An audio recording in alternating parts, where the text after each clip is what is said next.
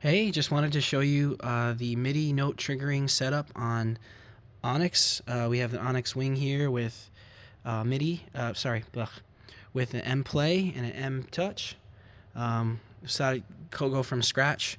So in order to get the MIDI to work, I have RTP MIDI here. It's a separate program. I have enabled here, checked off port 5008, and it's not connecting to the ProPresenter computer yet because it's not on. But you will see it connecting, and to make sure it works, you'll see 0 milliseconds here connected to the MacBook Pro. Right now you see that's not on. Anyways, you have to turn this on to make sure the connection will work. You can turn it on before or after you open up Onyx, it doesn't matter. So we're gonna go ahead and open up Onyx.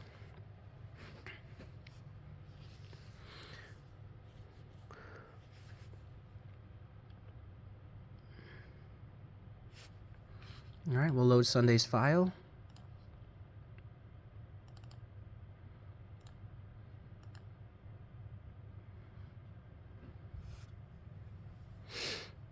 So on its start, what's going to happen is it's going to automatically open the MIDI reset queue, and that's going to delete the MIDI from last week, the MIDI map from last week, and reset the MIDI. Then it's going to go and trigger the MIDI master controller queue, which we have set to each song, so it automatically will start those songs when the guy from ProPresenter clicks those slides. So it happens really fast. So as you can see, these are set to follow, and it's just going through the queues and allowing us to be able to control those. So on start, if I double click this and hit the gear icon, you'll see that it opens this up and it's auto start at boot active. Close that. All right, and so what happens here is this turns on.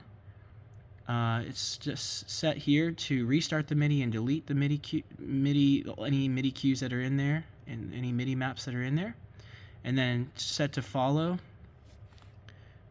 Edit mode. Set to follow that at 1 second. So hit 1, enter, and then it triggers the MIDI master controller, and then it releases itself because we don't need that cue on, just to start. Then when this is started,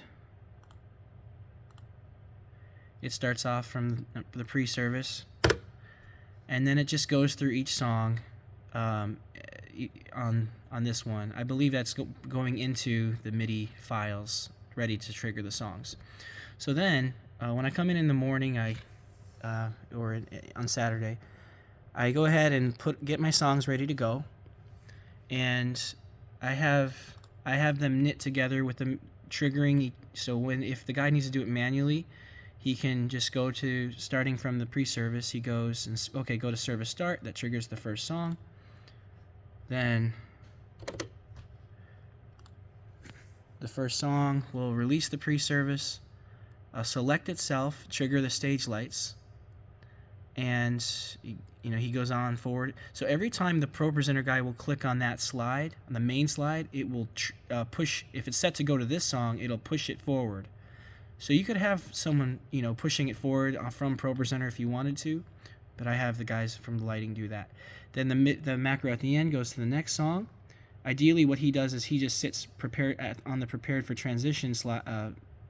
transition queue, and then the guy from ProPresenter, when he clicks that slide, it triggers both of them at once. And then when this is triggered, the next song is triggered. It releases the old song from the last song and selects itself. Goes through, triggers preaching queue. Preaching queue does the same thing, so they're all knit together that way. Now when preaching starts, I want to make sure it doesn't go off of preaching until the lighting guy okays it. So he clicks on that slide. If he clicks on the slide again, it goes to the buffer queue, and the buffer queue triggers the MIDI enable disable MIDI queue to be turned off. So Q2 has a disable MIDI. Q1 is enable MIDI, and you can see whether it's on or off here, and you can turn it on and off manually if you want to. So back to the preaching queue. So that turns off the MIDI so it doesn't get triggered accidentally to go to the next song. And then when the lighting guy is ready, he'll go to prepare for transition. that turns off the mover lights so that there's no distractions, and then on the next song, and then when the guy from ProPresenter clicks on the slide, we go to the next song, and this guy is releasing the stage lights because we're going to use spotlights for this song. And trigger Q.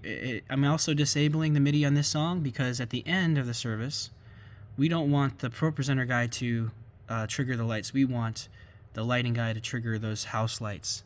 So then the house lights will be triggered to be the right color and to look good at the end of the service. The ProPresenter guy has the song to start and things like that at the end. So we don't want to give him too much responsibility. We want some of the stuff to be on the lighting guy.